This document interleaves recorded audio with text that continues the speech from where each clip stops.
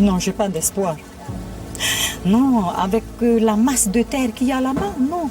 Non, il est mort. Au moins qu'on le retrouve, que je puisse au moins le caresser une dernière fois. Après, le cadet me fait, maman, faut pas chercher Jens, faut pas le chercher, il est mort.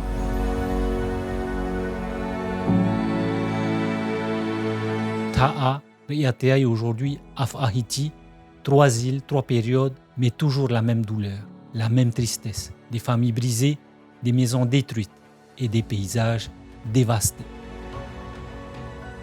En 1998, Taha et Riatea ont été frappés par une série de glissements de terrain meurtriers qui ont bouleversé des familles entières. Alors aujourd'hui, on va revenir sur ce qui s'est passé, comprendre pourquoi les montagnes se sont effondrées. Pour comprendre ce qui se passe aujourd'hui en Polynésie, il faut revenir sur ces nuits où la terre a englouti des vies entières sans prévenir.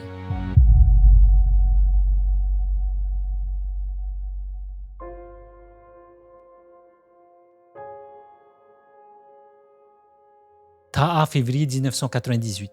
Il pleut depuis des jours, une pluie lourde continue, et il y a aussi le tonnerre et les éclairs. Mais surtout, un bruit que personne n'avait encore entendu, un grondement venu de la montagne. J'ai entendu le tonnerre gronder. Le ciel s'est assombri. En quelques secondes, 2 maisons disparaissent sous un torrent de boue. 8 personnes meurent. Une institutrice, son mari, leur enfant de 6 ans, un couple d'amis et un jeune homme de 26 ans sur la route, emporté avec son véhicule. Les secours arrivent, la municipalité, des bénévoles, des militaires. 3 corps sont retrouvés, puis un 4e, un 5e.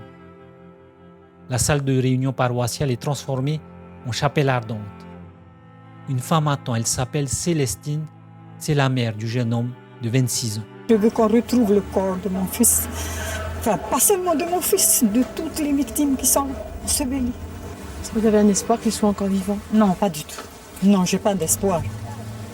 Non, avec la masse de terre qu'il y a là-bas, non. Non, il est mort. Mais au moins qu'on le retrouve, que je puisse au moins le caresser une dernière fois. Au moins ça. Au moins ça.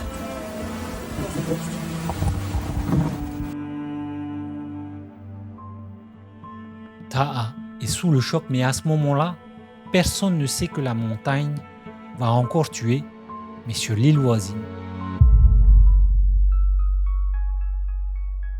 À peine quelques semaines après Taha, Riatea commence à se fissurer, littéralement. En une semaine, 34 glissements de terrain. Des pans entiers de montagnes s'effondrent entre Puohine et Fetuna. Une maison termine même dans la baie de Fatemu. Les habitants fuient traumatisés par Taha et surtout une faille de 400 à 500 mètres apparaît et s'élargit un peu chaque jour. Et depuis un mois, on la surveille et elle s'écarte de plus en plus. Bon, c'est la raison pour laquelle on a fait évacuer tout le quartier. Mais ce que Riatea s'apprête à vivre en avril va être encore plus tragique. En faisant les recherches pour cette vidéo, nous sommes tombés sur cette image terrible, celle d'un père de famille qui assiste, impuissant, aux recherches pour retrouver le corps de son dernier petit. Sa femme et ses 3 enfants sont tous morts.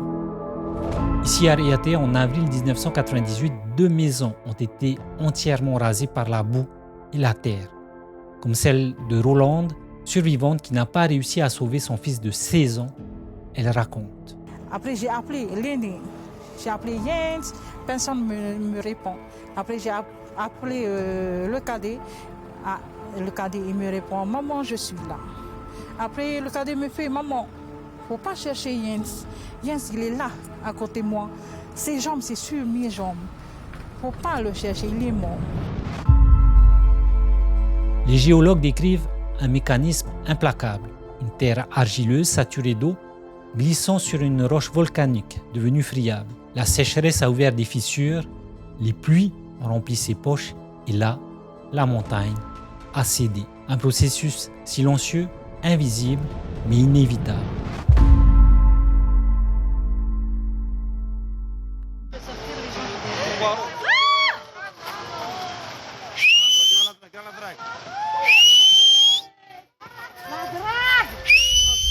Quand on regarde 1998 et ce qui s'est passé à Haïti aujourd'hui, les parallèles sont troublants. Sécheresse plus intense, terrassement, terrains qui deviennent fragiles, sans oublier l'urbanisation croissante qui pousse les maisons toujours plus proches des zones à risque. 27 ans séparent le glissement de terrain meurtrier de 1998 et 2025.